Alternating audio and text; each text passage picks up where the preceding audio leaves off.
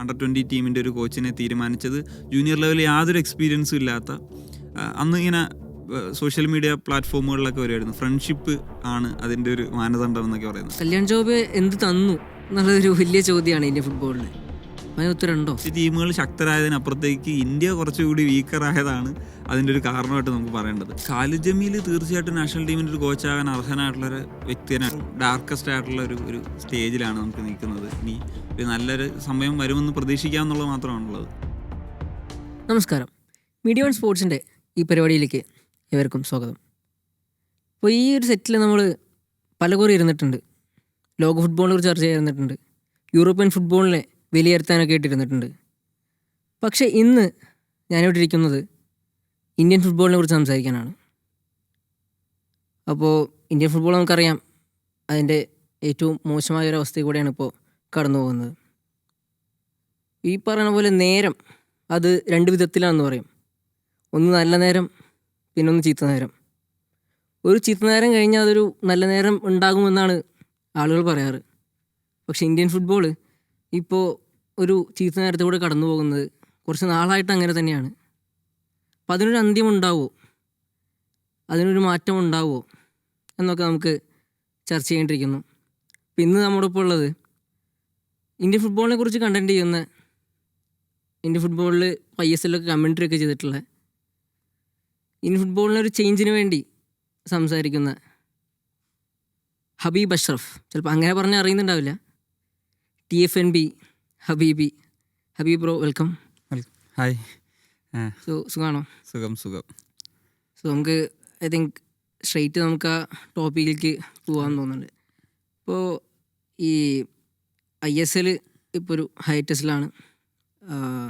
Indian national team അതിൻ്റെ റാങ്കിങ്ങിലേറ്റവും ഒരു പിന്നിലേക്ക് ഇറങ്ങി. അപ്പോൾ ഇവിടെ ആരെയാണ് നമുക്കിപ്പോൾ ബ്ലെയിം ചെയ്യാമല്ലോ? Who are to blame? ടീമാണോ, അസോസിയേഷനാണോ, അതോ പ്ലെയേഴ്സിൻ്റെ ആറ്റിറ്റ്യൂഡാണോ? എന്താണ് ഇപ്പോൾ ആക്ച്വലി പ്രശ്നം? എനിക്ക് തോന്നുന്നു ഒരു പ്രോബ്ലം അല്ല, എല്ലാത്തിൻ്റെയും ഒരു ആകത്തുകയാണ് ഈ ഒരു പ്രശ്നത്തിലേക്ക് നമ്മൾ എത്തി നിൽക്കുന്നതെന്ന് തോന്നുന്നുണ്ട്. ഫെഡറേഷൻ ഏറ്റവും വലിയ പ്രശ്നമാണ്. ഏറ്റവും നല്ല രീതിയിൽ പോകേണ്ട ഒരു കാര്യമാണ് എങ്ങനെ നമ്മുടെ ഇന്ത്യൻ ഫുട്ബോൾ ഒരു അഡ്മിനിസ്ട്രേറ്റീവ് ലെവലിൽ വർക്ക് ചെയ്യുന്നു എന്ന് പറയുന്നത്. കാരണം അതിന് താഴോട്ടാണ് ഇതെല്ലാം, ഇന്ത്യൻ ഫുട്ബോൾ ആണെങ്കിലും ഗ്രാസ് റൂട്ട് ആണെങ്കിലും ലീഗാണെങ്കിലും ഒക്കെ നിൽക്കുന്നത്. അപ്പോൾ ഇതിൻ്റെയൊക്കെ ഒരു എല്ലാത്തിൻ്റെ ഒരു ആകത്തുകയാണ് ഒരു പ്രോബ്ലം. ഇപ്പം ഫെഡറേഷൻ്റെ ഒരു കാര്യത്തിലേക്ക് വരുമ്പോൾ നമുക്കറിയാം ഏറ്റവും വലിയൊരു പ്രോബ്ലമാണ് ഇപ്പം കല്യാൺ ജോബയുടെ കീഴിലുള്ള ഒരു അഡ്മിനിസ്ട്രേഷൻ പ്രശ്നങ്ങളെന്ന് പറയുന്നത്. 2023 മറ്റോ ആണെന്ന് തോന്നുന്നു അദ്ദേഹം വരുന്നത്. അന്ന് ഒരുപാട് പ്രോമിസുകളാണ് തന്നിട്ടുണ്ടായിരുന്നത് അദ്ദേഹം വരുന്നൊരു സമയത്ത്. നമുക്ക് പ്രതീക്ഷകളായിരുന്നു. കാരണം സാധാരണഗതിയിൽ പൊളിറ്റീഷ്യൻസ് വന്നിട്ട് ഇത് ഒരുപാട് പ്രശ്നങ്ങൾ ഉണ്ടായിട്ടുണ്ട്. പക്ഷേ ഇതൊരു എക്സ് ഫുട്ബോളറാണ്. അപ്പോൾ ഇപ്പം നിലവിൽ ഇന്ത്യ ഭരിക്കുന്ന പാർട്ടിയുടെ, അപ്പം നമുക്ക് ആ ഒരു ലെവലിൽ ഫുട്ബോളിന് ഒരു ശ്രദ്ധയില്ല, മിനിസ്ട്രി ലെവലിൽ ചെയ്യുന്നില്ല എന്നൊക്കെയുള്ള കാര്യങ്ങളായിരുന്നു. പക്ഷേ ഒരു തരത്തിലും അത് ഏത് തരത്തിലായിരുന്നു ഉണ്ടായിരുന്നത് അതിനേക്കാൾ ഏറ്റവും മോശം ഒരു അവസ്ഥയിലേക്ക് ഇപ്പോൾ ഇൻട്രൊഡക്ഷനിൽ പറഞ്ഞതുപോലെ ഒരു ഏറ്റവും ഡാർക്കസ്റ്റ് ആയിട്ടുള്ള ഒരു സ്റ്റേജിലാണ് നമുക്ക് നിൽക്കുന്നത്. ഇനി ഒരു നല്ലൊരു സമയം വരുമെന്ന് പ്രതീക്ഷിക്കാമെന്നുള്ളത് മാത്രമാണുള്ളത്. പിന്നെ എല്ലാത്തിൻ്റെയും പ്രശ്നങ്ങൾ ഇപ്പം നമ്മുടെ ലീഗ് ഇപ്പം നിർത്തിവെച്ചിരിക്കുന്നൊരു സാഹചര്യമാണല്ലോ ഉള്ളത്. അപ്പം സാമ്പത്തികമായിട്ടുള്ള ഓൾറെഡി പല പ്രശ്നങ്ങളുണ്ട്. റീസെൻ്റ്ലി പോലും ഒരു ക്ലബ്ബ് പൂട്ടിപ്പോകുന്ന സാഹചര്യം ഒക്കെ ഉണ്ടായിട്ടുണ്ട്.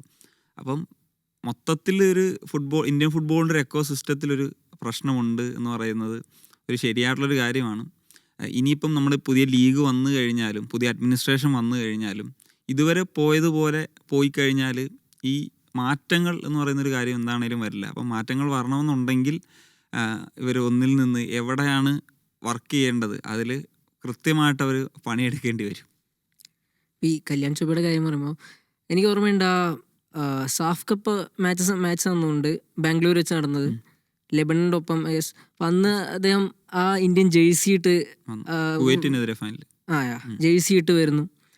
അപ്പോൾ അന്ന് നമ്മൾ കുറേ ഇങ്ങനെ ആഗ്രഹിച്ചു പോകും, ഇങ്ങനെ ഒരു പ്രസിഡന്റ് നമുക്കുണ്ട്, ഇന്ത്യൻ ജേഴ്സി അണിയുന്ന, മുന്നേ ഇന്ത്യൻ ജേഴ്സി അണിഞ്ഞിട്ടുള്ള. അപ്പോൾ കല്യാൺ ജോബ് എന്ത് തന്നു എന്നുള്ളതൊരു വലിയ ചോദ്യമാണ് ഇന്ത്യൻ ഫുട്ബോളിൽ. അതിന് ഉത്തരമുണ്ടോ? അദ്ദേഹം ഒരു നല്ല അഡ്മിനിസ്ട്രേറ്റർ അല്ല എന്നുള്ളതാണ് അതിന് ഉത്തരം. കാരണം അദ്ദേഹം ഇപ്പം ഒളിമ്പിക് അസോസിയേഷനിലും ഒരു ഭാരവാഹിത്വം ഇരുന്നിട്ട് അവിടെയും പ്രശ്നങ്ങളുണ്ടാക്കി. ഇതായിട്ടുണ്ട്. ഈ പറഞ്ഞ പോലെ ഇന്ത്യൻ ഫുട്ബോളിൻ്റെ ഒരു ഇതും അതാണ്. അപ്പം നമ്മൾ വാക്കുകളല്ല ആളുകൾക്ക് കൊടുക്കുന്ന പ്രോമിസുകളല്ല, കാരണം ഒരുപാട് കാര്യങ്ങൾ പറഞ്ഞിട്ടുണ്ട്, പക്ഷെ അത് പ്രവൃത്തിയിലൂടെ എങ്ങനെ വരുന്നു എന്നുള്ളതാണ്. നമുക്കറിയാലോ ഒരുപാട് തമാശകളാണ് പല കാര്യങ്ങളും. എന്തിന് ഫണ്ട് വിനിയോഗിച്ചു എന്നൊക്കെ ഉള്ള കാര്യത്തിൽ, ജ്യോത്സ്യൻ്റെ കാര്യം അല്ലെങ്കിൽ മീറ്റിംഗ് എക്സ്പെൻസ്, ഇതിനൊക്കെ വേണ്ടിയിട്ട് ലക്ഷങ്ങൾ ഉപയോഗിക്കുമ്പോൾ നമ്മുടെ ഗ്രാസ് റൂട്ടിലോ ഇന്ത്യൻ ഫുട്ബോളിൽ ഉപയോഗിക്കാൻ പണമില്ല എന്ന് പറയുന്നത് തന്നെ എത്രത്തോളം ഒരു ഫെഡറേഷനും അല്ലെ അതിൻ്റെ തലപ്പത്തിരിക്കുന്നവരും ഒക്കെ മോശപ്പെട്ട രീതിയിലാണ് ഇത് കൊണ്ടുപോകുന്നത് നമുക്ക് പറയാൻ പറ്റും. അപ്പോൾ ഞാനിപ്പോൾ ഈ റീസെൻറ്റ് റിപ്പോർട്ട് കണ്ടായിരുന്നു. അപ്പോൾ ISLൻ്റെ ആ ടെൻഡർ ആക്ച്വലി ടെൻഡർ ഡിസൈൻ ചെയ്യാൻ വേണ്ടി ഒരു കമ്പനിക്ക് അദ്ദേഹം ചിലവിട്ടത് 46 lakhs 50 lakhs ആണ്. അപ്പോൾ ആ ഒരു കാശുണ്ടെങ്കിൽ നമുക്ക് എത്ര അക്കാഡമീസൊക്കെ ഉണ്ടാക്കിയെടുക്കാമല്ലോ. അപ്പോൾ ISLൻ്റെ കേസ് കഴിഞ്ഞ് ISL ഇപ്പോൾ ഇത്രയും വലിയൊരു ടെൻഡർ ഉണ്ടാക്കിയെടുത്തു, പക്ഷേ ഒരു ബിഡർ പോലും ഇല്ല. അപ്പോൾ എന്താണ് അതിനൊരു കാരണം? ഇപ്പോൾ ലാഭമില്ലാത്തതുകൊണ്ടാണോ, അതൊരു ബിസിനസ് ലാഭമില്ലാത്തതുകൊണ്ടാണോ? അല്ല, ഇതിൽ ഒരു പ്രധാന പ്രശ്നം എനിക്ക് തോന്നുന്നു ഇപ്പോൾ FSDL ആണല്ലോ ഇത്രയും വർഷങ്ങളിൽ ഇന്ത്യൻ സൂപ്പർ ലീഗും, അല്ലെങ്കിൽ അവരാണല്ലോ ഒരു കമേഴ്ഷ്യൽ പാർട്ട്ണർ എന്ന നിലയിൽ ഉണ്ടായിരുന്നത്. അപ്പം അവർക്ക് ബേസിക്കലി താല്പര്യം ഉണ്ടായിരുന്നതാണ്, കാരണം അവരുടെ ഒരു പ്രൊഡക്റ്റാണ്, അവർ ഇൻട്രൊഡ്യൂസ് ചെയ്തതാണ്. അപ്പോൾ അങ്ങനെ ഒരു കമ്പനിക്ക് ഇത് മുന്നോട്ട് കൊണ്ടുപോകുക എന്ന് പറയുന്നൊരു കാര്യമാണ് ഉള്ളത്. അപ്പം ഇവർ പിന്നെ ഇത് പുതുക്കുന്ന സമയത്ത് വെച്ചിട്ടുള്ള ചില ഡിമാൻഡുകളാണ് ഞാൻ മനസ്സിലാക്കിയെടുത്തോളം.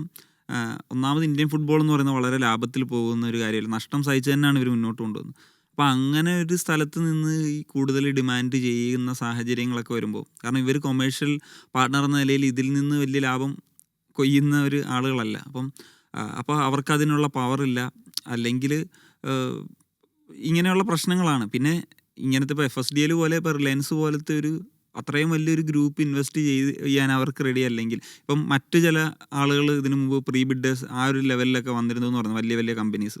പക്ഷേ ഇവരൊക്കെ പിന്നെ ഇപ്പം 37.5 കോടിയാണ് കൊമേഴ്ഷ്യൽ പാർട്ട്നേഴ്സിന് ഓരോ വർഷം കൊടുക്കേണ്ട ഒരു തുക. അപ്പം ആദ്യം പറഞ്ഞിരുന്നത് അങ്ങനെ ഒരു തുക ഫിക്സ് ചെയ്തതുകൊണ്ട് താല്പര്യമില്ലായിരുന്നു എന്നുള്ള കാര്യങ്ങളാണ് പറഞ്ഞത് പോലെ. പക്ഷേ പിന്നീട് പല വാർത്തകളൊക്കെ വന്നത് അത് കൊടുക്കാൻ തയ്യാറാണ്, പക്ഷേ ഈ ഒരു ലോങ് ടൈമിലേക്ക് പോകുമ്പോൾ ഇതൊരു നഷ്ടത്തിലോടുന്ന ഒരു പ്രസ്ഥാനമാണ്. അപ്പോൾ അവിടെ വരുമ്പോഴാണ് ഈ പല ആളുകളും ഇത് പിന്മാറുന്നത്. അപ്പോൾ ഈ നഷ്ടം സഹിച്ചിട്ടാണ് FSDL ഇത് മുന്നോട്ട് പോയിക്കൊണ്ടിരുന്നത്. അപ്പോൾ അവർക്ക് അത് ഇതായിട്ട് ഇപ്പം പ്രത്യേകിച്ച് ഈ കല്യാൺ ചൗബയുടെ അണ്ടറിലുള്ള ഇത് വന്നതിന് ശേഷം ഒരുപാട് ഇടപെടലുകളൊക്കെ വന്നിട്ടുണ്ട്. അപ്പോൾ അത് ഒരുപാട് പ്രശ്നങ്ങളാണ് ഇതിലുണ്ടാകുന്നത്. ഇപ്പോൾ FSDL 100% ശരിയായിട്ടാണ് വർക്ക് ചെയ്തത് എന്ന് നമുക്ക് പറയാൻ പറ്റില്ല. പക്ഷേ എങ്കിൽ കൂടി ഇതിനകത്ത് ഇവർ പലതരത്തിലുള്ള റീജിയൻ ബേസിലുള്ള പല കാര്യങ്ങൾ ചെയ്യുന്നു. ലോബിയിങ്, ഇതിൻ്റെ ഇടയിൽ കോച്ചിനെ തീരുമാനിക്കുന്നത് മുതൽ പല കാര്യങ്ങളിലും. ഇപ്പം മുമ്പ് അണ്ടർ 20 ടീമിൻ്റെ ഒരു കോച്ചിനെ തീരുമാനിച്ചത് ജൂനിയർ ലെവലിൽ യാതൊരു എക്സ്പീരിയൻസും ഇല്ലാത്ത, അന്ന് ഇങ്ങനെ സോഷ്യൽ മീഡിയ പ്ലാറ്റ്ഫോമുകളിലൊക്കെ വരുമായിരുന്നു, ഫ്രണ്ട്ഷിപ്പ് ആണ് അതിൻ്റെ ഒരു മാനദണ്ഡം എന്നൊക്കെ പറയുന്നത്. അപ്പം അണ്ടർ 17 അണ്ടർ 20 ഒക്കെ റെഗുലറായിട്ട് നന്നായിട്ട് പെർഫോം ചെയ്തതാണ്. അതുപോലും അപ്പോൾ അണ്ടർ 17 യോഗ്യത നേടാതെ കഴിഞ്ഞ വർഷം പുറത്തായി. നമ്മൾ ഏറ്റവും നന്നായിട്ട് പെർഫോം ചെയ്യുന്നൊരു ഏരിയ ആയിരുന്നു. അതുപോലെ അണ്ടർ 20 യോഗ്യത നേടുന്നില്ല.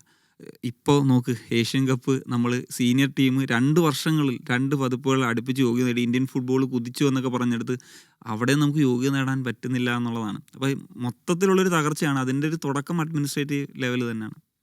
ഇപ്പോൾ നമ്മൾ ഈ ISLൻ്റെ ആദ്യത്തെ ഒരു എഡിഷനൊക്കെ വരുമ്പോൾ നമുക്കൊരു വിഷനൊക്കെ ഉണ്ട്. ഇത് ആൾക്കാർ പറഞ്ഞത് 2026 വേൾഡ് കപ്പ് എന്നൊക്കെ കൊണ്ട് പറഞ്ഞിരുന്നു, ഇന്ത്യ ക്വാളിഫൈ ആവും, കാരണം ടീമുകളുടെ എണ്ണം കൂടുന്നു, ഇന്ത്യക്ക് ചാൻസ് ഉണ്ടാവും എന്ന് പറയുന്നു. ഇപ്പോൾ പക്ഷേ പറഞ്ഞ പോലെ ഏഷ്യൻ കപ്പിന് പോലും ക്വാളിഫിക്കേഷൻ ഇല്ലാത്തൊരു അവസ്ഥയിലേക്ക് നീങ്ങിയിരിക്കുകയാണ്. അപ്പോൾ ഈ നമുക്ക് ഈ നാഷണൽ ടീമിലേക്ക് വരുമ്പോൾ ഖാലിദ് ജമീലിൻ്റെ അപ്പോൾ ഖാലിദ് ജമീലിനെ അപ്പോയിൻറ്റ് ചെയ്യുന്നതും അദ്ദേഹം ടീമിലുണ്ടാക്കുന്ന ഇമ്പാക്റ്റുകളും അതിനെക്കുറിച്ച് എന്താണ്?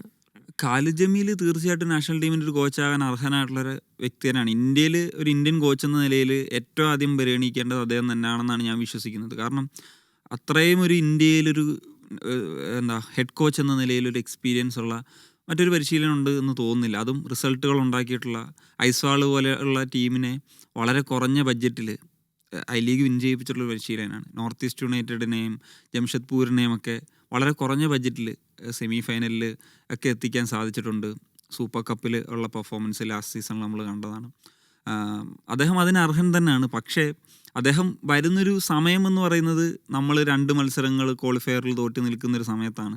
പക്ഷേ നമ്മൾ ബംഗ്ലാദേശിനെതിരെയുള്ള മത്സരം തോറ്റതിൽ അദ്ദേഹത്തിൻ്റെ നമുക്ക് വിമർശിക്കാതിരിക്കാനും പറ്റില്ല. കാരണം നമുക്ക് എന്താണ് നമുക്കിപ്പം സിംഗപ്പൂരിനെതിരെയും അല്ലെങ്കിൽ മറ്റു രാജ്യങ്ങൾക്കെതിരെയും ഒക്കെ ആണെങ്കിൽ നമുക്ക് പറയാം അവരോട് ജയിച്ചില്ലെങ്കിൽ സത്യം പറഞ്ഞാൽ ഏഷ്യ കപ്പിന് നമ്മൾ യോഗ്യരല്ല എന്നുള്ളത് തന്നെയാണ് അർത്ഥം. ഒരു എഴുതി നമുക്ക് വലിയ ബിഗ് നേഷൻസ് അല്ല. പക്ഷേ ബംഗ്ലാദേശിനോട് പോലും നമ്മൾ ബംഗ്ലാദേശിനോട് എത്രയോ വർഷങ്ങൾക്ക് ശേഷമാണ്, പതിറ്റാണ്ടുകൾക്ക് ശേഷമാണ് പരാജയപ്പെടുന്നത്. പക്ഷേ നമ്മൾ കഴിഞ്ഞ 6 മത്സരങ്ങൾ മറ്റേ ബംഗ്ലാദേശുമായിട്ട് ഒരു മത്സരം വിജയിച്ചിട്ടുള്ളൂ. അതിൽ പല മത്സരങ്ങളും സമനിലകളായിരുന്നു. അപ്പം നമ്മളെ ഇപ്പം സാഫിൽ നിന്ന് നമ്മൾ മാറണം എന്ന് പറയുന്നൊരു മുറവിളി കുറച്ച് നാളുകളായിട്ട് വരുന്നുണ്ട്. സത്യം പറഞ്ഞാൽ സാഫിൽ ഇപ്പം കോമ്പറ്റീഷൻ വന്നു തുടങ്ങി. അത് മറ്റ് ടീമുകൾ ശക്തരായതിനപ്പുറത്തേക്ക് ഇന്ത്യ കുറച്ചുകൂടി വീക്കറായതാണ് അതിൻ്റെ ഒരു കാരണമായിട്ട് നമുക്ക് പറയേണ്ടത്. അപ്പോൾ എൻ്റെ ഒരു ഖാലിദ് ജമീലിൻ്റെ ഒരു കാര്യത്തിൽ സംശയങ്ങളുള്ളത് എന്ന് വെച്ചാൽ അദ്ദേഹം നല്ലൊരു റിസൾട്ട് ഓറിയൻറ്റഡ് ആയിട്ടുള്ള പരിശീലനം തന്നെയാണ്, അക്കാര്യത്തിൽ സംശയമൊന്നുമില്ല. പക്ഷേ അദ്ദേഹത്തിൻ്റെ ഒരു സ്റ്റൈലുണ്ട്. അദ്ദേഹത്തിൻ്റെ സ്റ്റൈൽ ഓഫ് പ്ലേയിൽ പറ്റുന്ന താരങ്ങളെ അദ്ദേഹം ചൂസ് ചെയ്യുള്ളൂ. അതിൽ പല സീനിയർ പ്ലേയേഴ്സും കാര്യങ്ങളൊക്കെ ഉണ്ട്. അപ്പം ഇനി എന്തിനാണെന്ന് 34-35 ആയ പ്ലേയേഴ്സിനെ നമുക്കിനി അടുത്തൊരു ലക്ഷ്യം 2030 വേൾഡ് കപ്പാണ്. അപ്പോൾ ആ വേൾഡ് കപ്പിലേക്ക് വരുന്ന സമയത്ത് അറ്റ്ലീസ്റ്റ് ആ വേൾഡ് കപ്പിൻ്റെ ക്വാളിഫയേഴ്സ് വരുമ്പോഴെങ്കിലും നമുക്ക് ഉപയോഗിക്കാൻ പറ്റുന്ന താരങ്ങളല്ല ഇനി മുന്നോട്ട് കൊണ്ടുവരണം. കാരണം ഇനി നമുക്ക് ഒന്നുമില്ല നേടാൻ. ഇനി ആ ഒരു പ്രിപ്പറേഷൻ എന്ന നിലയിൽ നമ്മൾ പോവുക എന്ന് പറയുന്നൊരു കാര്യം മാത്രമാണ് മുമ്പിലുള്ളത്. അപ്പോൾ വീണ്ടും പക്ഷേ അദ്ദേഹം പോയത് സീനിയർ താരങ്ങളിലേക്കും ഒക്കെയാണ്. അപ്പോൾ അത് ഒരു ചോദ്യമാണ്. പിന്നെ ഒരു കാര്യം, ഈ ജൂനിയർ ടീം നമ്മൾ അണ്ടർ 23 ടീമിൻ്റെ പ്രകടനം കണ്ട് ഇങ്ങനെ ഞെട്ടിത്തെറിച്ചിട്ടുണ്ട്. എങ്ങനെയാണ് നമ്മൾ ഖത്തറിനെതിരെയും ബഹ്റൈനെതിരെയും ഒക്കെ കളിച്ചതെന്നുള്ളത് നമ്മൾ കണ്ടിട്ടുണ്ട്. അപ്പോൾ ആ ഒരു ടീം ഖാലിദ് ജമീലിൻ്റെ ഒരു സിസ്റ്റത്തിൽ, കാരണം അതൊരു ടെക്നിക്കൽ പ്ലേയേഴ്സാണ്. ഖാലിദ് ജമീൽ വേറൊരു ടൈപ്പ് കോച്ചാണ്. അപ്പം ഫ്യൂച്ചറിൽ ആ താരങ്ങൾ സീനിയർ ടീമിലേക്ക് വരുന്ന സമയത്ത് ആ ഒരു സിസ്റ്റമായിട്ട് അഡാപ്റ്റ് ആകുമോ? അങ്ങനെ വരുമ്പോഴത്തേക്ക് നമ്മൾ അണ്ടർ 23 കണ്ട പ്ലേയേഴ്സ് അല്ലല്ലോ സീനിയർ ടീമിൽ കാണുന്നത് എന്നൊക്കെ പറയേണ്ടി വരുമോ? ഇങ്ങനെയൊക്കെയുള്ള സംശയങ്ങൾ എനിക്കുണ്ട്. അപ്പോൾ ഈ നാഷണൽ ടീമിൻ്റെ കേസ് എന്ന് പറയുമ്പോൾ സുനിൽ ഛേത്രി തിരിച്ചു വരുന്നു, എന്നിട്ട് തിരിച്ചു വന്ന പോലെ തന്നെ പോകുന്നു. അപ്പോൾ ഈ സുനിൽ ഛേത്രി ഈ പറഞ്ഞ പോലെ സീനിയർ പ്ലേയേഴ്സ് വേണ്ടേ പക്ഷേ നാഷണൽ ടീമിൽ? സീനിയർ ടീം വേണം. ഒരിക്കലും നമ്മൾ യങ്സ്റ്റേഴ്സിനെ മാത്രം ആശ്രയിച്ചുകൊണ്ടുള്ള ഒരു രീതി ഒരിക്കലും നടക്കുന്ന കാര്യമല്ല. കാരണം എന്ന് വെച്ച് കഴിഞ്ഞാൽ അതിൻ്റെ ഒരു മിക്സാണ്. കാരണം എക്സ്പീരിയൻസ്, ഇപ്പം സുനിൽ ഛേത്രിയെ പോലെ അത്രയും ഒരു എക്സ്പീരിയൻസ് ആയിട്ടുള്ള പ്ലെയറിനെ നമുക്ക് ഡ്രസ്സിങ് റൂമിൽ കിട്ടുക എന്ന് പറയുന്നത് അത് ടീമിനെ മോട്ടിവേറ്റ് ചെയ്യാൻ ഒരു സിറ്റുവേഷനിൽ ആവശ്യമാണ്. പക്ഷേ നമുക്ക് വേറെ സീനിയർ പ്ലേയേഴ്സ് ഉണ്ട്. ഇപ്പം ഗുർപ്രീതിനെ ആണെങ്കിലും അല്ലെങ്കിൽ സന്ദേശ് ഇങ്ങനത്തെ ഒക്കെ പോലത്തെ പ്ലേയേഴ്സ്, ഈവൻ ഗുർപ്രീത് തന്നെ പറയാം. ഇപ്പം ഒരു ഗോൾ കീപ്പർ ആകുമ്പോഴത്തേക്കും എന്താണെങ്കിലും കരിയർ കൂടുതൽ നമുക്കുണ്ടാകും. അതുപോലെ 30s എത്തി നിൽക്കുന്ന പല താരങ്ങളുണ്ട്. പക്ഷേ നമുക്കിപ്പോഴും 35-34 വയസ്സുള്ള താരങ്ങളെയൊക്കെ ഇനി മുന്നോട്ട് ഉപയോഗിക്കുകയാണെങ്കിൽ, കാരണം നമുക്കൊരു എന്താണെങ്കിലും ഒരു വേൾഡ് കപ്പ് യോഗ്യതയാണല്ലോ അടുത്ത് വരാൻ പോകുന്നത്. അവിടെയെങ്കിലും ഉപയോഗിക്കാൻ കഴിയുന്ന താരങ്ങളല്ലേ നമുക്ക് ഉപയോഗിക്കേണ്ടത്. അപ്പോൾ ഇതൊരു മിക്സാണ് എപ്പോഴും ആവശ്യം. അല്ലാണ്ട് കംപ്ലീറ്റ് നമുക്ക് ഈ അണ്ടർ 23 മാത്രം എന്നുള്ള രീതിയിലേക്ക് ഒരിക്കലും ചിന്തിക്കുന്നതിനെ പറ്റി എനിക്കും അഭിപ്രായമില്ല. പക്ഷേ ഔട്ട്ഡേറ്റഡ് ആയി എന്ന് തോന്നുന്ന താരങ്ങളെ ഇനി നമുക്ക് മാറ്റി കാരണം നമുക്ക് ഇപ്പോൾ ഏഷ്യ കപ്പൊക്കെ ഉണ്ടായിരുന്ന നമുക്ക് അവരെ വെക്കാം, നമുക്ക് റിസൾട്ട് ഓറിയൻറ്റഡ് ആയിട്ട് കളിക്കും. പക്ഷേ ഇനി നമുക്ക് അതല്ല വരുന്നത്. ഫുട്ബോൾ മാറുകയാണ്. 5 വർഷങ്ങൾക്ക് ശേഷമുള്ള ഒരു പ്രോജക്റ്റാണ് നമുക്ക് വേണ്ടത്.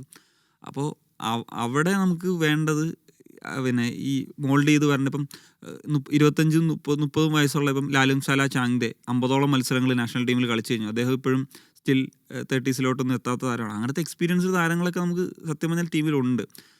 അപ്പം അവരെ നമുക്ക് ഉപയോഗിക്കാവുന്നതാണ്.